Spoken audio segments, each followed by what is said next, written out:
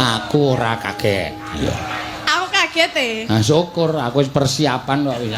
Lah tak kira nek iki ra ono lho nek sambel. Lah wong bawane we gelang alit ki mesti nganggo kuwi. Blang tantung. Pancene Denko ki.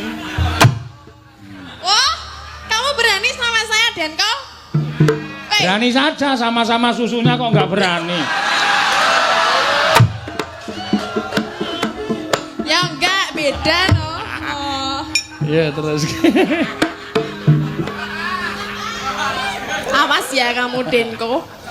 Anak baru mau macam-macam ya.